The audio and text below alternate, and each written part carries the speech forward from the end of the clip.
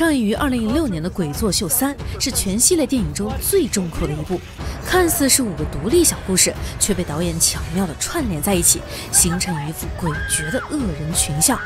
话不多说，让我们一起将恐怖进行到底。故事1：爱丽丝的异世界。高中女生爱丽丝正值叛逆期，她痛恨着世上的一切，尤其是这群吵闹的邻居。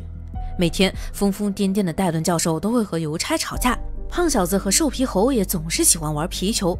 她正和闺蜜抱怨着，便被皮球砸中了。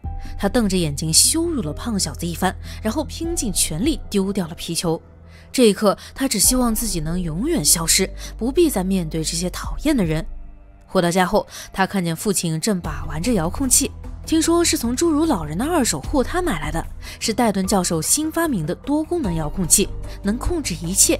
他觉得父亲有时候就像个傻子，什么鬼话都能相信。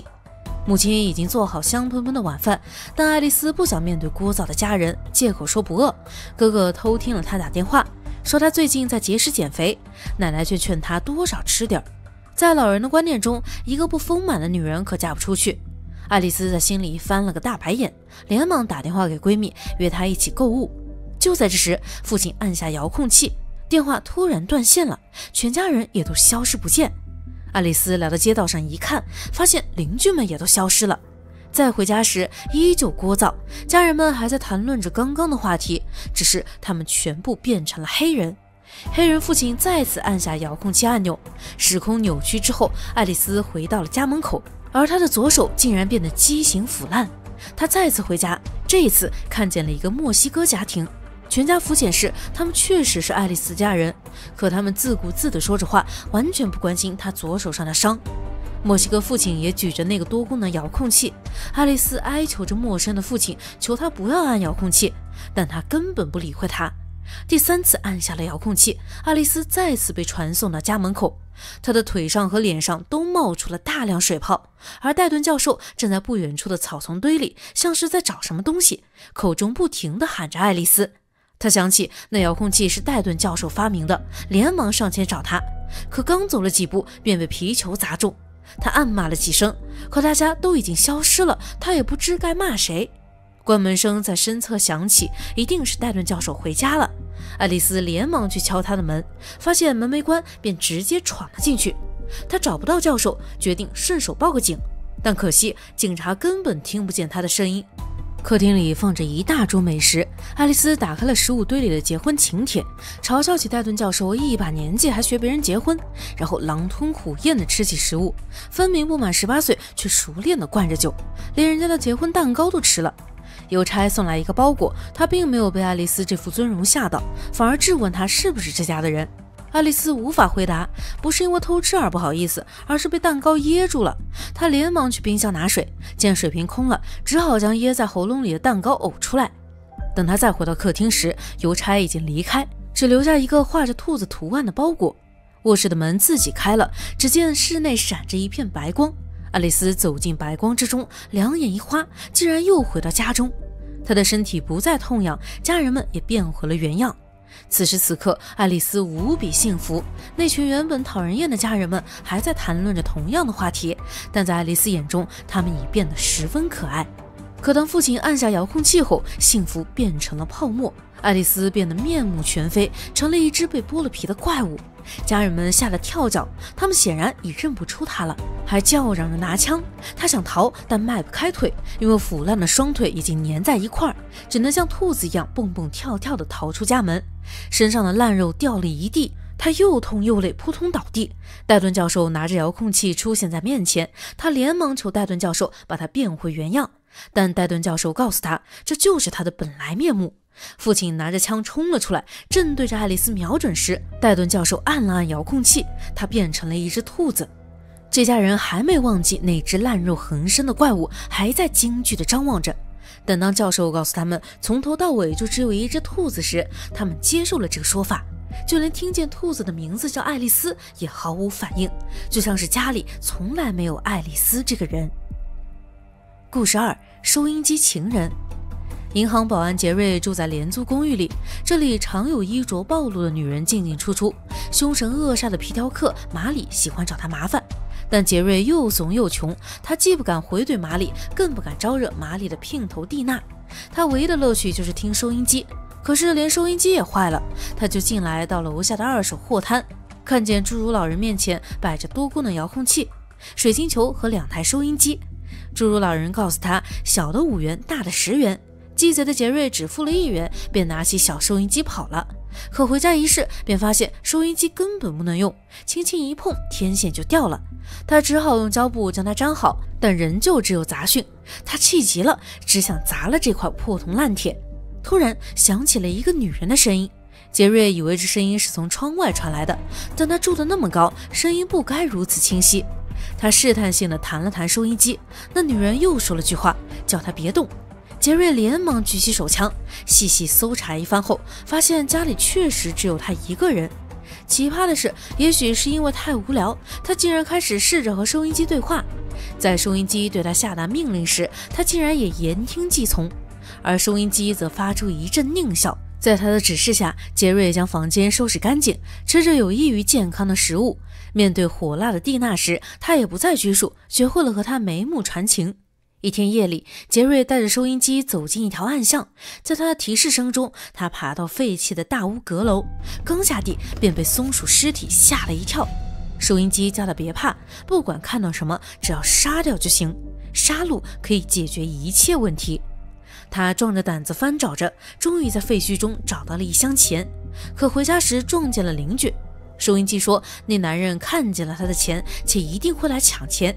他的预言成真了，男人果然正在撬锁。杰瑞狠下心来杀了男人，但一切都被男人的女友看见了。一不做二不休，他干脆将女人绑在凳子上，按收音机的指示捅了她50几刀。警长来家中调查，发现凳子有些湿润，门锁也有被撬开的痕迹。就算这样，他竟然也没有怀疑杰瑞。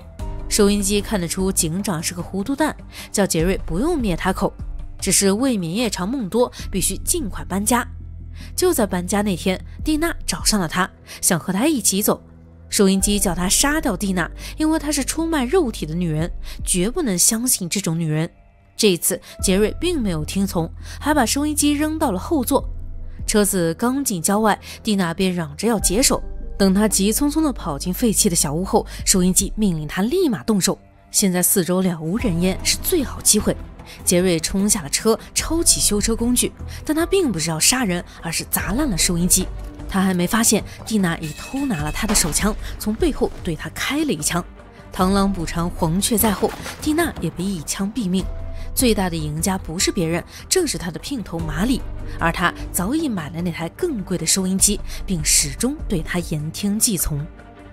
故事3：恶人自有恶人磨。这个长着一身漂亮肌肉的女人叫雷切尔，她接了新单子，和一个名叫维克多的小伙约着时间地点。她没有交保护费，便来这栋公寓做生意，正被马里追着骂。她快步离开公寓，遇到一个饿了好几天的女人。女人讨不到钱便骂人，诅咒雷切尔会被恶魔拉入地狱。雷切尔有些不耐烦，直接送她去见了上帝。雷切尔不是普通的应召女郎，而是一个以杀人为乐的女魔头。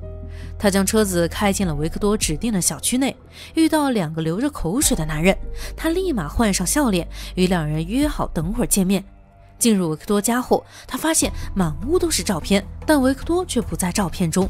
他有些害羞，称自己是个无所事事的人，家人们都瞧不起他，连全家福也不带他拍。雷切尔相信了他的话，没发现这家人的尸体都被绑在身后。维克多主动要求被绑在床上，蒙住双眼，任由雷切尔粗暴地撕开他的衣服。雷切尔玩心大起，掏出了皮包里的刀，用刀尖给他挠痒痒，然后毫无预警地捅进他身体里，捅得他全身都是窟窿。事后雷切尔并不着急离开，他得洗掉身上的腥气，好和那路边的2个男人继续约会。突然他听见有人喊他名字，那声音像是从床上传来的。他拿开枕头，看见维克多正咧嘴笑着，嘴里长着满满的尖齿。原来他是一只恶魔，且专门以恶为食。他品尝起雷切尔美味的身体，吃饱喝足后便变为正常人的模样，还亲切地和周围的邻居打招呼，然后开着雷切尔的轿车寻找下一个目标。故事4：人造人和人。戴顿是教生物学的大学教授，但他不常去课堂，反而天天将自己关在实验室里。汤普森主任收到了他的结婚请帖，前来祝贺。他忍不住好奇，问他每天都在实验室里，哪来的时间认识女人？戴顿教授卖起关子，准备在婚礼那天统一为大家答疑解惑。当晚，他的2名学生前来拜访，在屋外看见了性感火辣的雷切尔，和他约好待会儿相见。2人已毕业多年，多亏戴顿教授悉心培育，如今也算功成名就。他们对教授的新婚妻子很好奇，但更好奇他的秘密实验。戴顿教授笑了笑，准备在吃饭时详聊。一阵银铃般的笑声传入耳中，眼前这个年轻美丽的金发女郎名叫凯西，她便是2人的师母。老少配的画面让2人非常不适。戴顿教授要出门买蛋糕，叫2人随意，就像在自己家一样。2人百思不得其解，这样的女人为什么会看上半截身子入黄土的老人呢？求学时期的画面浮现在脑海中。戴顿教授说过，他要创作一个完美女人。凯西很有可能不是人，而是科学实验的产物。正揣测着，凯西便端来了食物。只见他说话断断续续，就像机器一样。2人询问起他和戴顿教授相识的过程，他竟然完全不记得。正好电烤箱的铃声响起，凯西躲过了这个尴尬的话题。2人进一步的肯定了内心的猜想，打赌他一定不能喝酒吃东西，因为食物会破坏体内的电路板。凯西端着刚烤好的饼干走过来，2人邀请他一起吃，但他却礼貌的拒绝了，开玩笑说美女是不用吃东西的。电烤箱的闹钟再次响起，他又跑回到厨房忙活，而2人已100%确定他是个机器人。戴顿教授本就喜欢搞发明，以前就给学生吃过会爆炸的三明治，遥控别人的汽车，差点搞出人命，还在2人的洗澡水里放机器蛇。现在想起来，大腿上的咬伤还隐隐作痛。他本就疯狂，造出个人造人来举办婚礼，肯定是项恶作剧。作为戴顿最聪明的学生，他们决定点破他的恶作剧，找出凯西身上的开关。电钻声伴着飞舞的红色液体，凯西变成了可以任意拼凑的芭比娃娃。她的四肢优美修长，每一处都是肉包着骨，丝毫看不出人工的痕迹，尤其是大脑，简直是造得毫无破绽。仔细看还能看到它在跳动。看着这以假乱真的肉体，2人由衷地佩服起戴顿教授。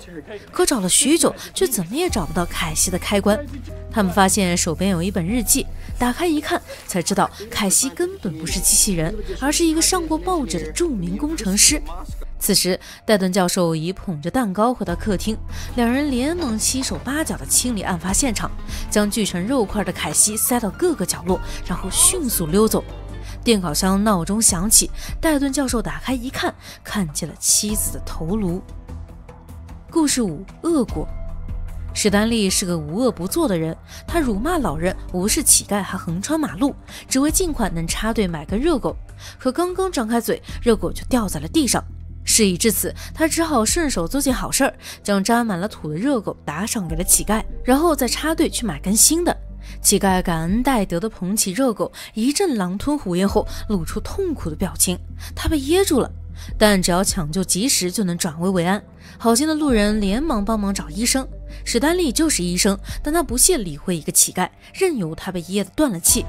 老奶奶来到史丹利诊所看腿，他只看了看病历，发现老奶奶患有白内障，便判定她无可救药，还说年纪大了就不必去医院检查了，不如抓紧时间多看几部电影，说不定明天就会变成瞎子。老奶奶几乎快被吓哭，她却毫无怜悯之心，甚至劝她去买一只品相好的导盲犬。看诊对于史丹利来说是一种折磨，他不得不吞下大量药丸抑制焦虑。他羞辱病人长得丑，嘲笑别人是中国人，叫受伤的人去看心理医生，让感冒的人去拍 CT。他烦透了这些人，却又不得不应付他们，毕竟见一个人便能赚$5挂号费。下班回家时，他看见乞丐就站在车前，可下车再看，他却消失了。当晚路过二手货摊时，他不忘讽刺侏儒老人，笑他是个怪物，真是个不做坏事就浑身不痛快的人。等他走远后，躲在暗处的戴顿教授急匆匆地来到摊位前。他是老熟人，经常拿实验品过来寄售，但这次他是来当客人的，急需一个巫术修复包，想必是要让支离破碎的妻子复生。而史丹利来到维克多主办的成人舞会门口，按道理凭他的外貌条件是没资格参与的，但他贡献了一大包小丸子，成功拿到了入场券。这里烟雾弥漫且活色生香，史丹利仿佛置身天堂。可他又看见乞丐了，对着他呕出大量污物，将他吓得拔腿就跑。恶魔悄悄地观察着这一切，觉得十分有趣。史丹利并不知道这里全是恶魔，只有他一个活人。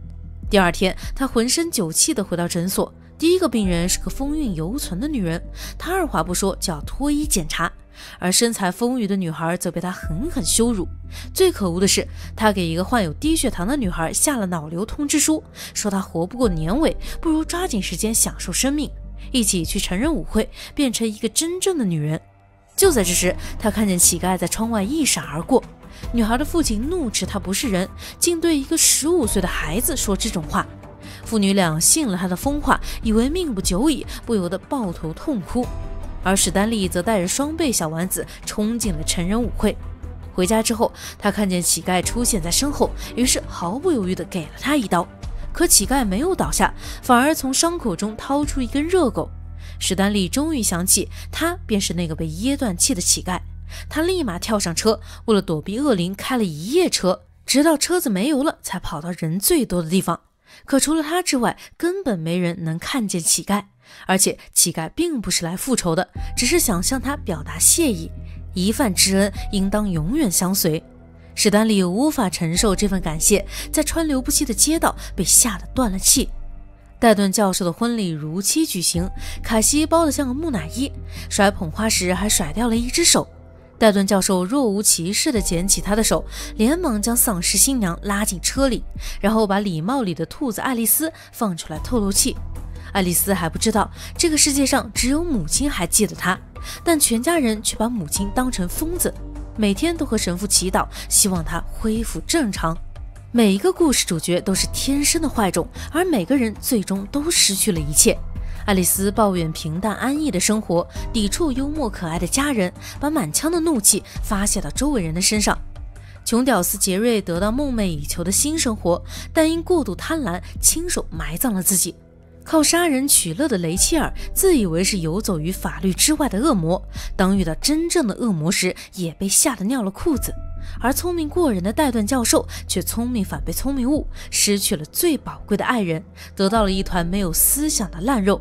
被恶浸泡过久的史丹利是个连恶魔都嫌他脏的垃圾，没想到最终竟然栽在了此生做的唯一一件好事上，尽管那根本不算是一件好事。与上于80年代的2部前作不同，《鬼作秀3》的特效提升了一个档次，单从视觉冲击力来说是超越了前作的，也延续了恶人必须领盒饭的原则，让观众一爽到底。这一个个精妙的小故事在当年火遍了全美，所以才衍生出鬼作秀系列电视剧。